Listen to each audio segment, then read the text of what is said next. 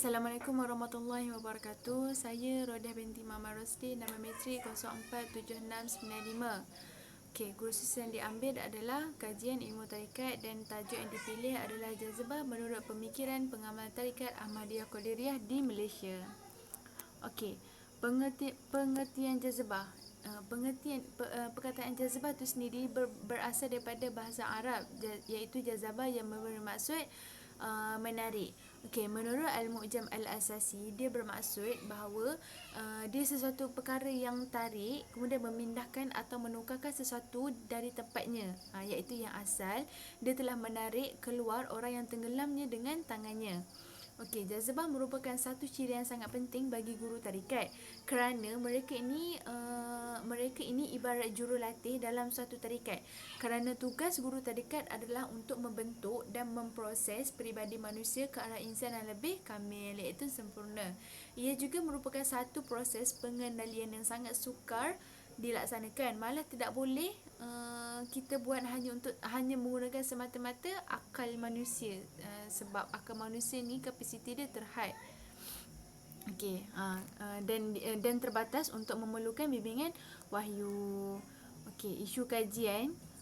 Isu jazbah ni mula timbul ketika mana ada seorang syekh, iaitu Syekh Muhammad Sa'id Al-Jamaluddin Al-Langgi, iaitu anak murid kepada Syekh Muhammad bin Ahmad Al-Dandarawi, sedang memimpin tarikat pada ketika itu, tarikat Ahmadiyah pada ketika itu di Kelantan. Ketika itu terdapat dalam kalangan anak murid beliau tu yang melalui proses jazbah tu. Lalu ketika itu muncul satu kekeliruan dalam kalangan masyarakat. Sama ada yang membangkang, ada juga yang menyokong. Okey, Tuan Guru Haji Wan Ahmad bin Muhammad Al-Fatani, dia menerangkan tentang isu jazbah ni dan dia catatkan dalam Al-Fatwa Al-Fataniyah jilid ketiga. Okey. Apabila berlakunya banyak pendapat, maka sedikit sebanyak akan mendatangkan perbezaan pendapat yang membayangkan seorang yang majzub itu dia mempunyai keedahan tersendiri dalam tarikat yang diamalkan. Okey, jenis majzub. Majzub ada 4 jenis.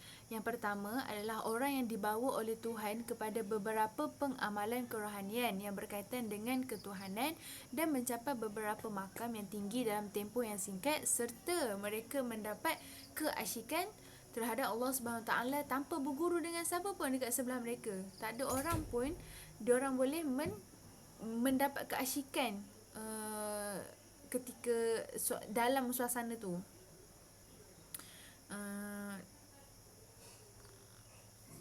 Okey, seterusnya majzub yang kedua, setelah dilenyapkan akal dan kesedaran. Okey, majzub pertama ni kan diorang kena bersihkan kan. Okey, majzub kedua ni dilenyapkan. Selepas dia dilenyapkan dalam kesedaran yang biasa kan, dalam jenis pertama tu, maka mereka dikembalikan kepada kesedaran manusia. Bila dah tu diorang ke alam manusia tu sedikit demi sedikit. Okey, penurunan tersebut mengurangkan kesan jazbah sebab dia dah ke alam manusia sikit kan. Tadi tu dia ke alam mendapat keasyikan dengan Tuhan. Sekarang dia dah mula ke alam manusia yang seperti biasalah. Sehingga akhirnya mereka sampai kepada penetapan dan kesedaran sepenuhnya. Okey, majzub ketiga adalah tak hilang akal fikiran dan kesedaran mereka. Perubahan kerohanian berlaku dalam sedar dan jaga. Benda tu berlaku ketika kita boleh dalam sedarlah kita boleh tahu apa yang terjadi. Tidak ada perpisahan dengan sifat kemanusiaan, tak ada fana dan bersatu dengan Tuhan. Okey, yang keempat adalah orang yang memasuki jalan suluk terlebih dahulu. Dia masuk jalan suluk terlebih dahulu. Ketika bersuluk tu, akal fikiran dan kesedaran mereka ni hapus, tak ada, dilenyapkan, dinyahkan.